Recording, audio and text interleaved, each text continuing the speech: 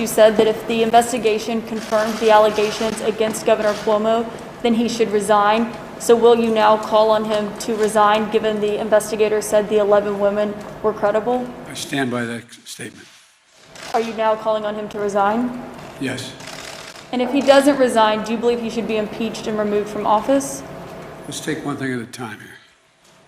I think he should resign. I understand that the state legislature may decide to impeach. I don't know that for a fact. I've not read all that data. And he's using a photo of you embracing him in his self-defense to say that these are commonplace kind of embraces that he made and the allegations against him. Do you condone that?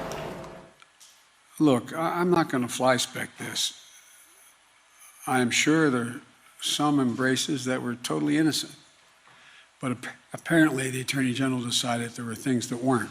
Here, Biden is holding true to his word to call on New York Governor Andrew Cuomo to resign if a state investigation found that he had indeed sexually harassed any women, a promise he made back in March. I know you said you want the investigation to continue. If the investigation confirms the claims of the women, should he resign?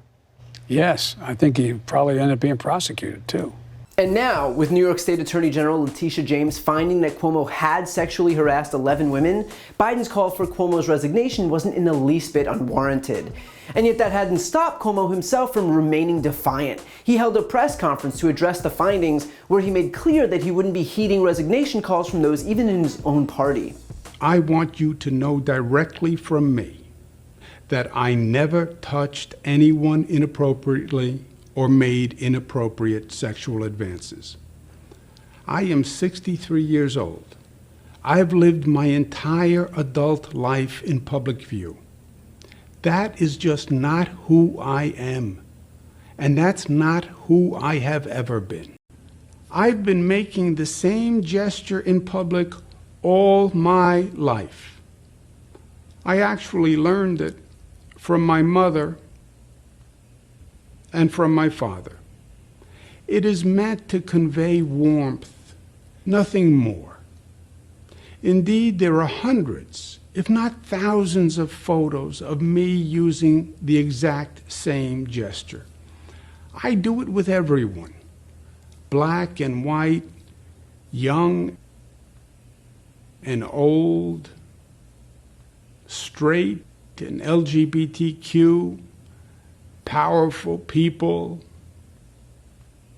friends, strangers, people who I meet on the street.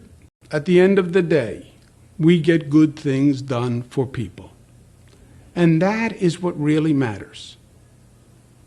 And for those who are using this moment to score political points or seek publicity or personal gain, I say they actually discredit the legitimate sexual harassment victims that the law was designed to protect. Now look, a few things here. First and foremost, Cuomo should resign today. He should have resigned months ago when these credible allegations first came out. You can't be a party that professes to respect women and yet keep those in power who prey on and harass and assault women.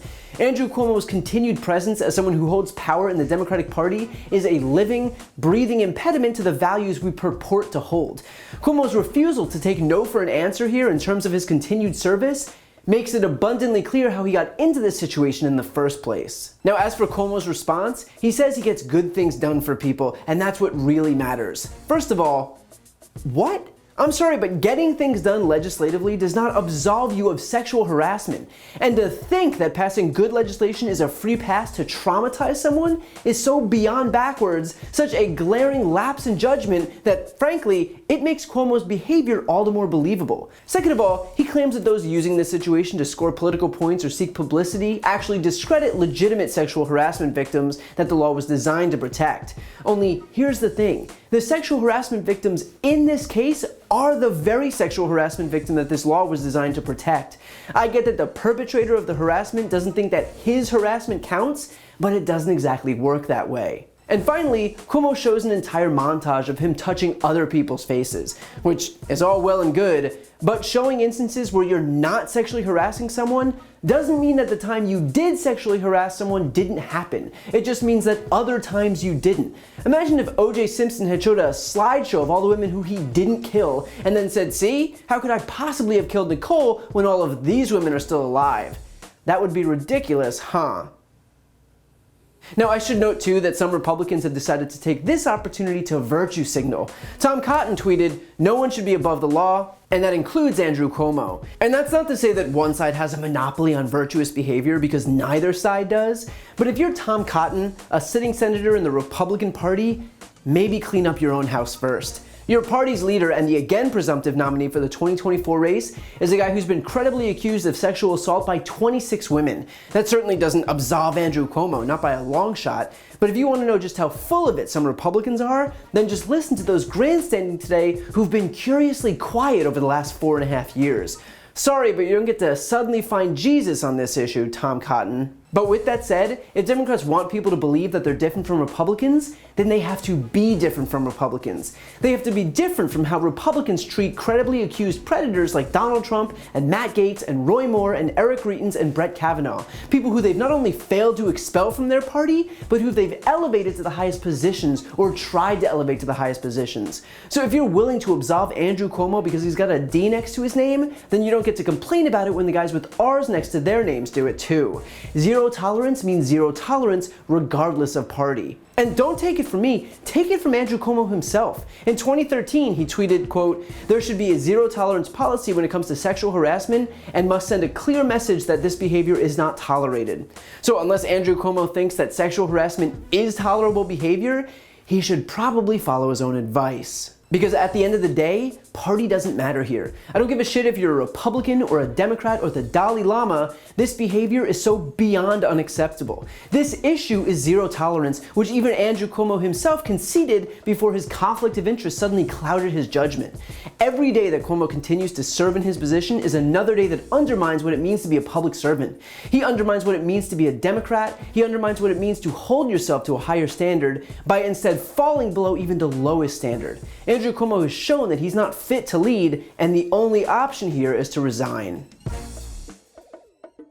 If you enjoyed that video and you're looking for a deeper dive, check out my podcast, No Lie with Brian Tyler Cohen. It's a no BS look at the top stories of the week, along with interviews with the top names in politics, like Vice President Kamala Harris, Jen Psaki, Elizabeth Warren, Nancy Pelosi, Chuck Schumer, Katie Porter, Pete Buttigieg, and more. Again, that's No Lie with Brian Tyler Cohen, available anywhere you listen to podcasts. Also, if you want to see more videos like this one, click the subscribe link right here on this screen to join the more than 1 million people who've already subscribed to my channel.